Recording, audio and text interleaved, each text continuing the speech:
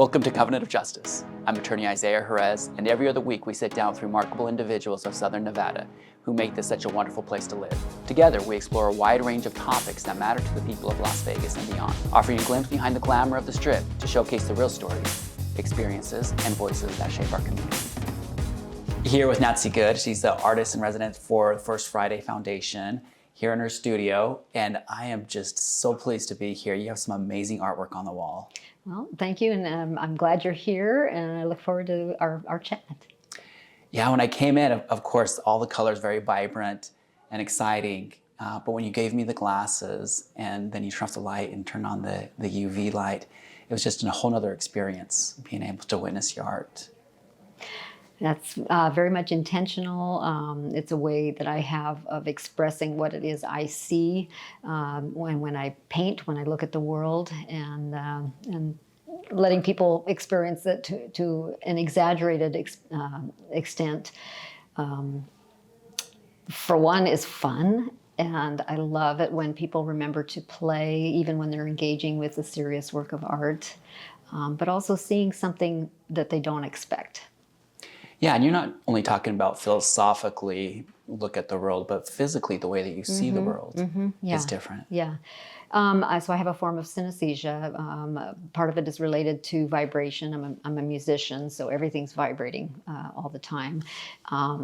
And my color palette tends to reflect that. So I have colors that are kind of competing against each other, vibrating, do weird things to the eyes. In fact, one of the best compliments I ever had was from a 6-year-old saying, "It makes my eyes feel funny." And I'm like, yes, exactly. That's the way my eyes feel pretty much. But I'm used to it. It's just the way I see it. But also the depth perception that the glasses allow other people to see based on the color wavelengths.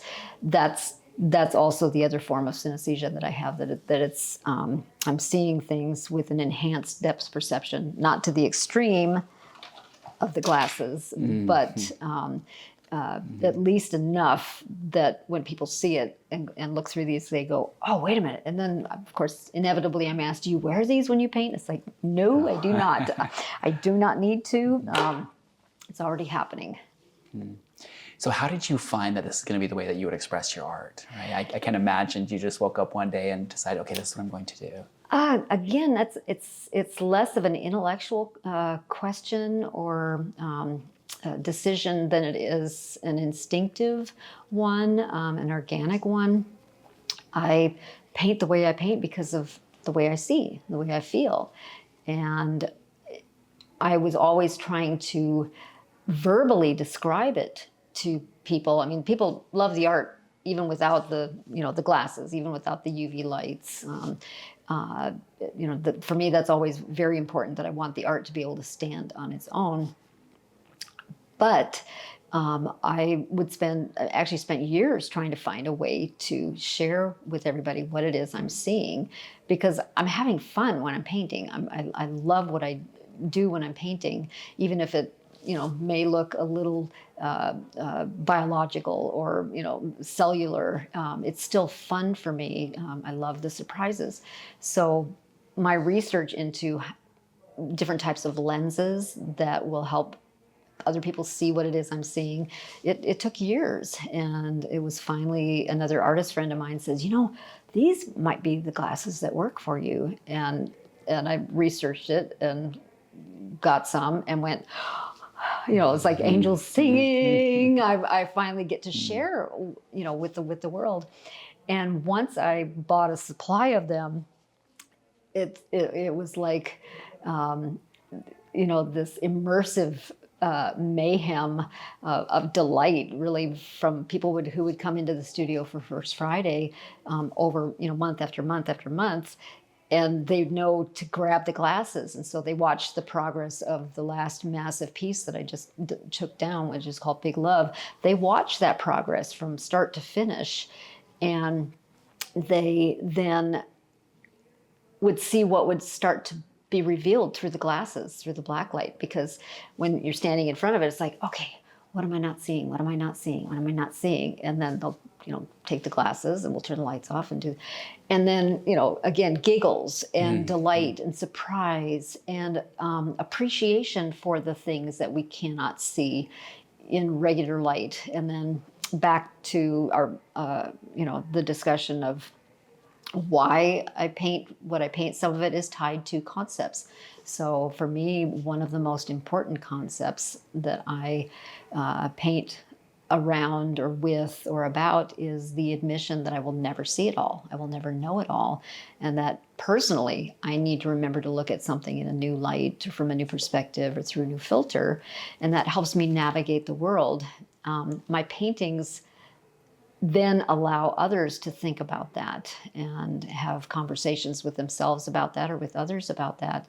I love having, teenagers sitting on a bench here in the studio, and they've already had the experience. They're giggling, they're talking, they're just, they're still sitting there with the glasses on. And then I talk about that concept of not knowing it all, not seeing it all. And the light bulbs go on, and the thoughtful processing of, oh, wait a minute, I'm being challenged by this or that or this or that, but I don't know the whole picture. And it's okay to not know the whole picture. I mean, I'm 65 years old. For me, I'm glad that I know it's okay for me to not know it all. I didn't know that 20 years ago. I didn't know that 30, 40, 50 years ago, but I know it now. And my life is far more peaceful, far more, I don't want to say predictable because it's never predictable, but it's enjoyable. It's, I'm still challenged by things, but when I'm challenged, then it's like, oh, wait a minute, what am I missing? What do I not know? And most of the time it's, what do I not know about myself? It's like, oh, I've got to learn that. I was taught this, but maybe that's not correct. And so in this day and age where we're being bombarded with, opinions that are based on personal experiences, which are valid for that person, that might not be the whole truth. And so my paintings allow me to have those gentle conversations with people who may completely disagree with me in other, areas of life. And I don't have to say, well, you believe that and I believe this. It's like, no, maybe we just don't know it all. And that's a far more pleasant place to be. Yeah, and your artwork does that on so many different levels. Just talking about your big love piece, as you view it from the front, you see one thing, and then as you go to the side of the painting, it's a whole different perspective. And oftentimes, like you're talking about, right, we engage with people and we're just looking at it one particular way and just taking that other perspective, right, step into the side. Yeah. It can do wonders, right, for our community if we all kind of, I guess, live with that kind of perspective. And what a great way to influence people in that. Well, and it takes a community for any of us to thrive. I mean, as an attorney, you understand this because, you've got people on different sides of a, an issue, a confrontation, something that's wrong. And, one party wants one thing, the other party wants another thing. They both matter to those individual parties. But you have to find a meeting ground of some sort of compromise where, it's going to be equitable for your client. The insurance company is not going to be screaming bloody murder, and they're, going to be held accountable for, what has happened. It's like it can be applied to every industry, every walk of life, every career. Just a moment of humility to go, wait a minute, I don't know it all. And let me look deeper. I'm old enough to remember when we used to have debate clubs in school where we had to learn both sides of an argument and effectively argue both sides of an argument. And I think that not having that, as much in, our school systems has done a disservice to especially younger grades has done a disservice to critical thinking, to be able to go, oh, wait a minute, you know, they believe something different, or they, you know, they're arguing a position that I just don't understand. Well, I learned how to understand it because I was in debate club. Yeah. And I want to tell you about a couple of your pieces, the one right behind you and then the one right behind me, because I think these two pieces of art, one of them addressing biologically, the other one kind of like with our neural waves, and maybe we're all the same at some point, right? Right. And you kind of talk about how your art develops, maybe the meaning develops after you've completed the work and you've taken a look at it or listened to other kind of perspectives. Tell me a little bit about these two pieces and how these two pieces have developed and your understanding as to what they do. Okay, yeah. So this one is titled Primeval Caprice. So primeval, you know, primordial, you know, back to our, you know, origins, the gooey stuff that where we came from. And caprice is also play. And can be tied to dances and music. It's, you know, things that are light. And so you can see that this is actually a pretty light piece. It's not heavily layered. There's air going between the forms. There's things that look like they're way in the background. There's things that look like they're in the foreground, even without the glasses, because of but you know, intentionally the way I paint. And when I started this piece, I literally started with the very soft airbrush lines in the background, something that created an impression of a far distance, as opposed to what was going to come before. And the interesting thing about the way I approach a painting is 95% of the time, I don't have it sketched out ahead of time. I don't even have the full color palette selected ahead of time. I don't have even the concept of what it's going to be ahead of time. I like to remain very, very detached at the beginning of any expectation, because then that allows me to be in collaboration with the work. So I believe that the work guides me. You know, eventually the color palette will guide me. My desire to learn a new technique will guide me. A medium will guide me. So this piece, you know, I did the fuzzy faint lines in the back, and then I did these, which when I was learning how to airbrush, I was just like going gaga when I started doing this. And those basically came from, you know, the mistakes that I was making, but because of the way I paint, I loved them. You know, it was raw, it was primordial, it was, you know, cellular. It felt like, you know, it also felt like synapses and neural pathways that were reaching for each other. But I still tend to play more than I do, you know, analyze intellectually what's happening. Does it feel good to me? Does it make me smile? Does it surprise me? I love surprises, visual surprises, creative surprises. And so things started happening, and then it was like, okay, well, this is playing here, but I want to tie things together. And one of the most fun aspects of this piece, which is a diptych, you can see the line down the center, so it's two separate canvases, is I had always wanted to see what would happen with fabric dyes, because fabric dyes are not usually thought of as a paint medium. They obviously, you know, dye our clothes, you know, I mean, you know, there's dye in this denim that made it this color. There's dyes that made, you know, these threads this color. And so I started playing with the fabric dyes, but I wanted to do it still with the way I paint. And so, you know, I started, and these were done flat on a flat surface on a work table, because I wanted to really be able to control the placement of the dyes. But then I realized, oh, I can go back in and remove, because the dyes don't set like acrylic paints when they dry, or airbrush when they dry, or spray paint when they dry. So I was able to really go backwards in terms of the way I would normally approach something. And that, to me, was like little light bulbs going on off in my head going, oh, wow, I can create an illusion of either an internal light or a light being reflected onto this cellular, biological form or amorphous form.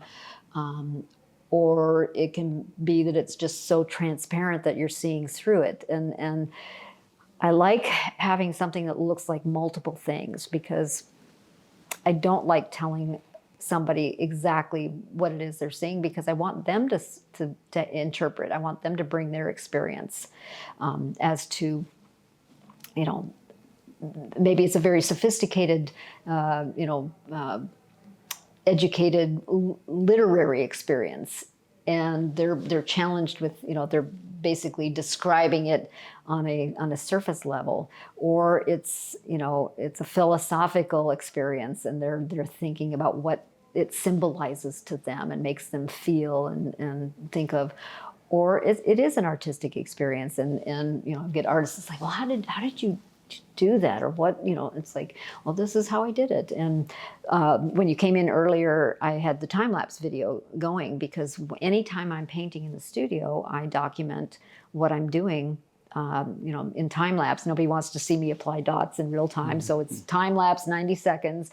Our attention spans have shortened dramatically, so it's like gets posted on YouTube and social media. But it also is cumulative in that day to day to day, the audience, the viewer, can see exactly the progress of a piece. So, however many hours is going into the time lapse, I'm not hiding what I'm doing. I'm not hiding how I'm doing it. Yesterday I was spray painting the fluorescent green on the new diptych behind you, and I was doing it two-handed. So I had the spray paint in one hand, the airbrush, in the other hand, with no paint going, just the air, and just painted. And people could see what was happening. And it's like, if that inspires somebody else to try something for themselves, yay. I'm a big believer of mitigating gatekeeping as far as techniques and the secrets. Well, how did I do that? It's like, come on, anybody can see how I did something. You just go look at YouTube, and but it's never going to be the same if somebody else tries to duplicate it. Photographers know this. You can have a row of 5 photographers standing on the edge of the Grand Canyon, looking the exact same direction, and you'll have 5 vastly different photographs. Recognizably, the place is there, and they're recording that place. But the way they interpret that place, how are they feeling, the way they expose, do their exposure, the way they, their focal lengths, whatever it is, and then post-production, how they're processing it later. Ansel Adams did the same thing in his darkroom. He processed his film much like we process our digital images in Photoshop. So, interpretation is always going to be different from artist to artist, creative to creative.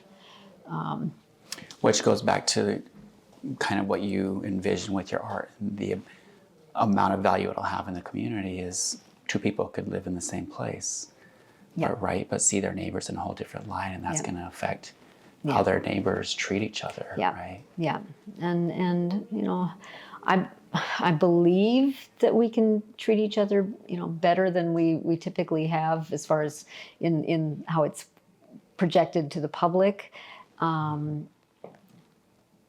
I think it just takes humility on our individual parts of, back to this admission again, I don't know it all. I can have an opinion on something, and I can talk about what doesn't make me feel good, but again, I don't know it all, and I'm not the one that's been tasked to fix something. I wouldn't want that job. I have worked for attorneys, so I have been in the position where, yeah, we're trying to fix something, and sometimes you have to do the ugly research of what's truth, and sometimes you have clients that aren't telling the truth, and so that's a difficult position to be, because you want to be the champion for your client, and then realize, well, wait a minute, you're lying to me, and I had to research that. So I knew, and not be blindsided by the other side who was researching the same exact thing. Yeah. And, so it's being informed with verifiable truth, but also being willing to admit in the big scale what we don't know. Yeah, and this piece behind me, the one that deals with it, I guess the synapses of the brain, right, or our brain waves. And I look at this and I think of brain injuries, right? Yeah. And, they look the same on the outside, right? Yeah. Maybe for a large part of the community, they don't recognize that anything's different, but sometimes when those brain waves get broken, a huge change in their perspective, a huge change in the way they see things, the way that they are able to process emotions, or even exhibit their emotions to other people. Yeah.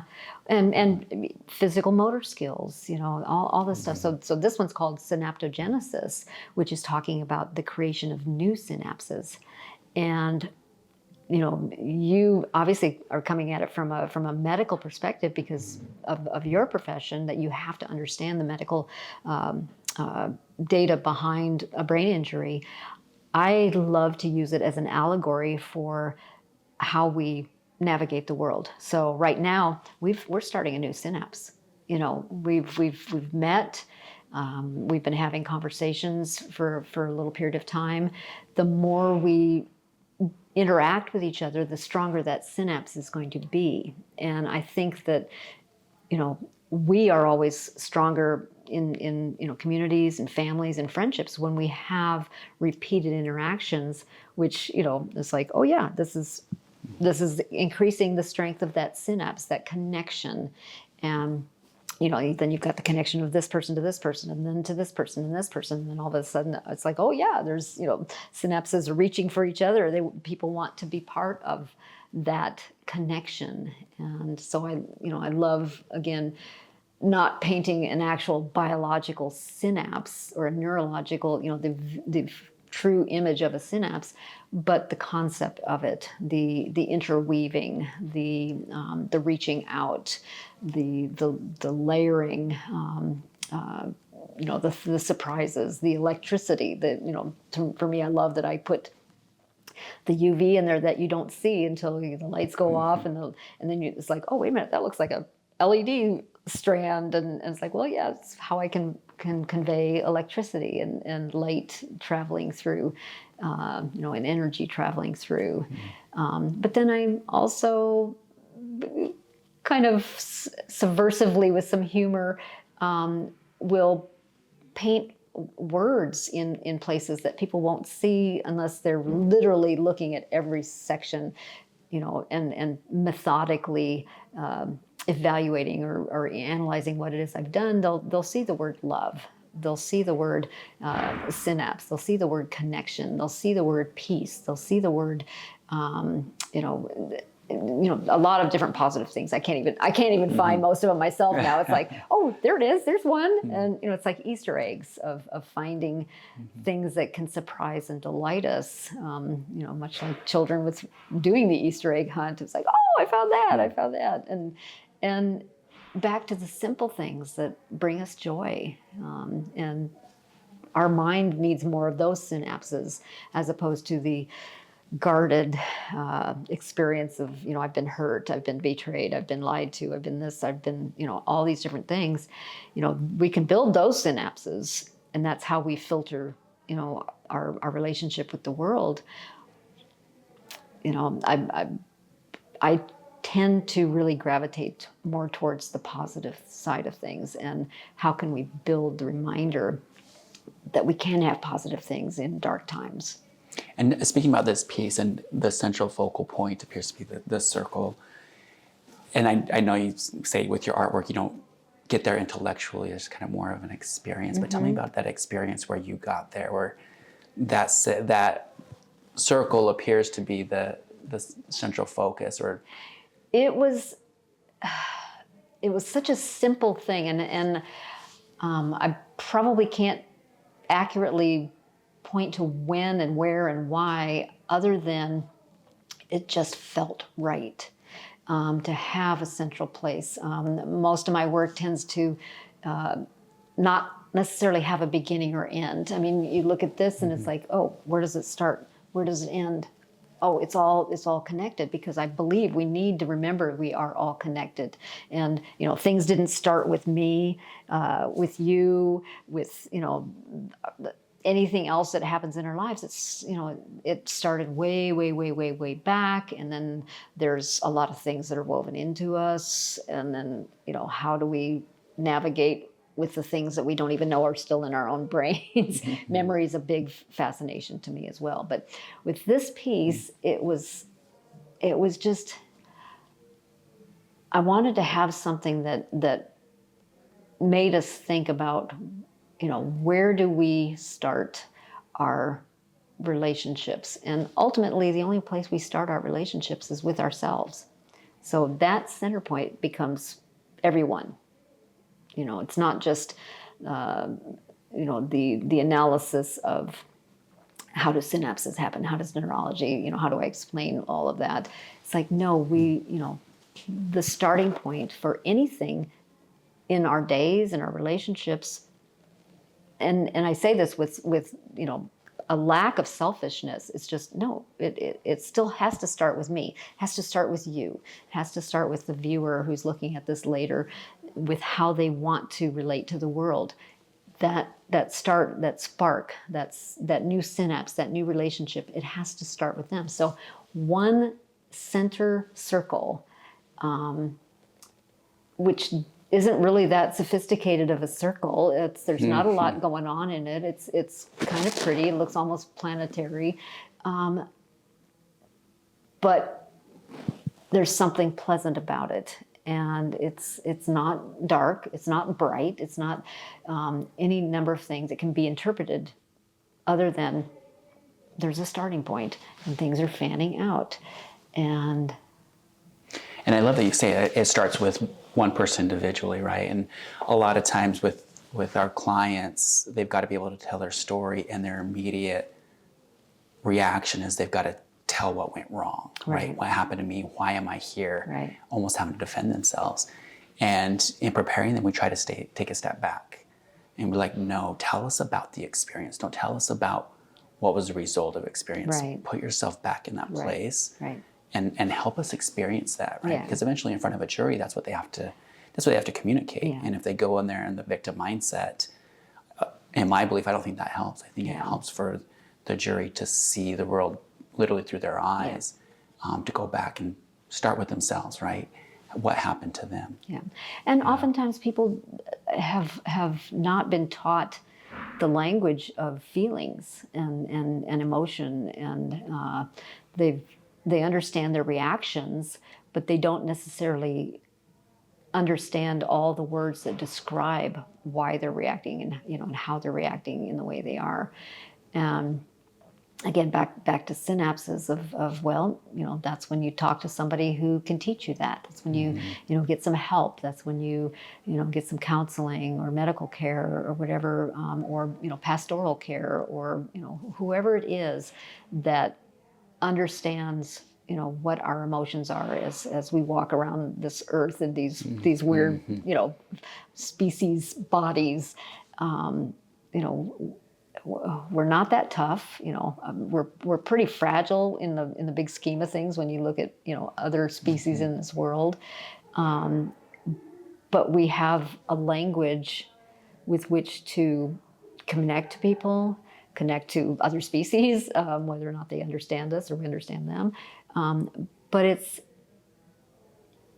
we still don't use our language as effectively as we could, because the people who have taught us don't have parts of that language. And so it's basically, again, back to us, me, each individual, to go, okay, what do I want my life to be? Well, then I need to start those synapses. I need to start those connections. I want to be better. I want to be happy. I want to, grow in a way that I can't even imagine right now because I don't have the language for it in my own brain. And, I think the older we get, we start to understand that more. And yeah, it's a beautiful Taoist principle, right? And that our words are limited, and really what comes about from the words is, are we engaging in some profound thought? right. And that's what your artwork does, right? Get us to a point where not only are we experiencing it, right, but our experiences then make us think, oh my gosh, like I did not see this the first time I Right. looked at this painting, right? Right. And to then dive in deeper, right, get into that synapses where we have to be outside of ourselves. Yeah. Yeah. And also, myself as the painter, I try to stay outside of myself too, and that's why I acknowledge the collaboration with the canvas. Sometimes I'm painting while people are coming in, and so I'm realizing immediately, oh, I'm in collaboration with that energy right now, or that conversation, and also detaching enough so the ego doesn't get worried if somebody gets it or not. That's why I love the play aspect, the immersion aspect of it, because kids and adults, people of all ages, respond just from the glasses and the lights, and go, if that's all that happens, I am a very happy artist. Again, back to the importance of play. Play is how we first learn, and as adults, somehow we've been guided away from true childlike play. As like, well, that's not mature enough, or that's not, that shows that I haven't developed. It's like, no, we should always continue to be developing. And with development, we learn more. We learn more that it's like, oh, I want to keep playing because I want to learn more. And so that's why I... Yeah, what a beautiful space to find it in, right? Where I'm the exact opposite, right? In my business life, it's all perspective, right? Yeah. Because I've got to either sell to the insurance company, got to sell to the defense attorney, got to sell to the jury. I'm always trying to put that best foot forward, with a very precise language too. Yes, I mean, it's the laws are written a certain way, and to be able to objectively, in a very subjective kind of environment, explain to your client, well, the law is this. This is what we can get. Because this is the law.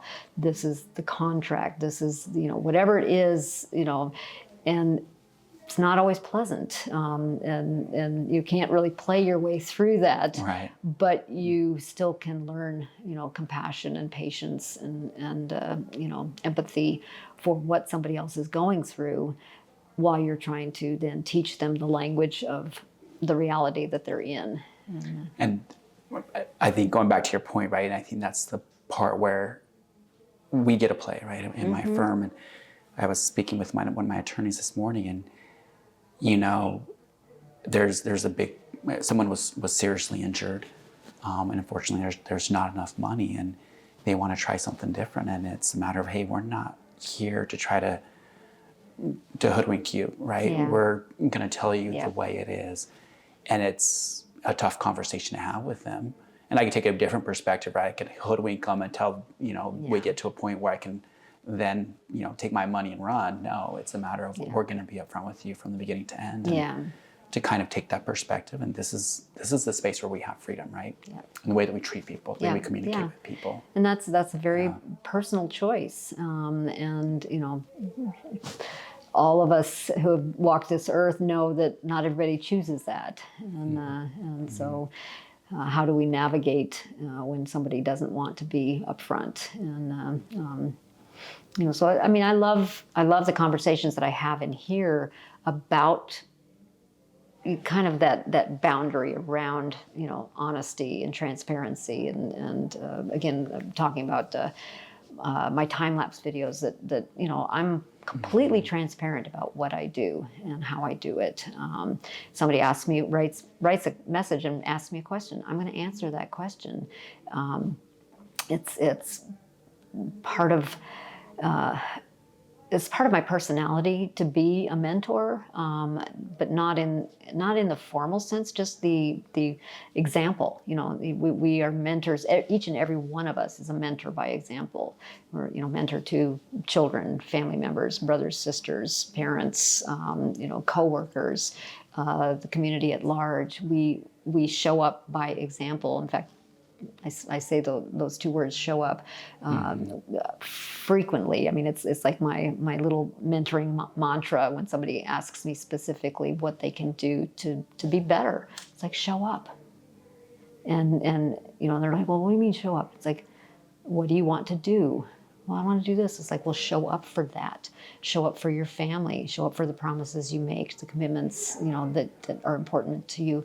Show up for your community. Show up for other artists. Show up for, everything. But first and foremost, back to that center, show up for yourself. Honestly, without ego, without agenda, show up and say, I want to do this. Well, that means maybe sometimes changing habits, getting up earlier to do something that is important to you, but sleep feels good too. Well, okay, you're making a choice. You're showing up for your bed and your pillow, or you're showing up for a new opportunity that could come down, a couple months from now because you took a chance and went out and collaborated on a mural with somebody. Who knows, whatever it is. Mm-hmm.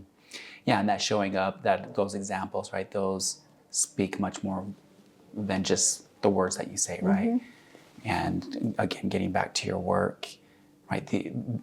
All the love, the dedication, the time that you put into it, these works of art being an expression of who you are, biologically, physically, not only intellectually, right? Mm-hmm. And that speaks more volumes than sitting up there in front of everybody and talking about it, right? Just continuing to do the hard work. Yeah. I mean, thankfully, my experience in education allows me to talk about it, but I have just as much delight in having no words at all and just watching, people's interactions, and then the conversation starts, and then the surprise or the confusion or whatever it is. And I'm a really big fan of not cementing my opinion about my own work onto somebody else's perceptions of it. Somebody wants to ask me specifically a question like, we're doing here. Mm-hmm. I'm going to answer to the best of my ability. It might not make sense, but that's my ability right now. But I'm also, I don't like to just walk in as like, well, that's what this means. And if you don't get it, well, you're not, it's like, there's been way too much of that in the art world, in art history, in professors that teach one thing, and because that's their perspective, and it's like, well, yeah, I can respect that that's your perspective, but there's another side to things. And again, back to, we don't know it all, and the admission of that means we have to put our egos on the shelf. And I'm far more happy when I can keep it safely up there. It's like it's needed from time to time, but mostly it's like, no, let's be generous with our souls, with our time, with our resources. And, my being generous does not take anything away from me. I've learned that over time too. It's like, no, I have so many blessings right back. I mean, this studio alone, I'm still just in a perpetual state of stunned that I have a beautiful, safe studio in which to create work. It's tiny but mighty, and I'm working with a nonprofit who believes in me and supports me in this way, but also lets me be forward facing for them in terms of, you know, sharing what they do, their goals for their community. And the First Friday Foundation, I mean, just still boggles my mind the reach that they have. You know, Corey Fagan, their executive director, the things that she does all over this valley for mental health, for veterans supports, for groups, for, you know, for artists, all over the valley every single day, not just First Friday. And I think a lot of people miss that, and so this studio allows that to kind of be shared a little bit more, because I'm going to always champion, you know, that work that's being done. Yeah, well, Nancy, thank you so much for taking your time and for inviting us to your studio and be a part of Well, this. thank you so much. I really appreciate the conversation, and thank you for the opportunity as well with the Synaptogenesis. Yeah, thank you.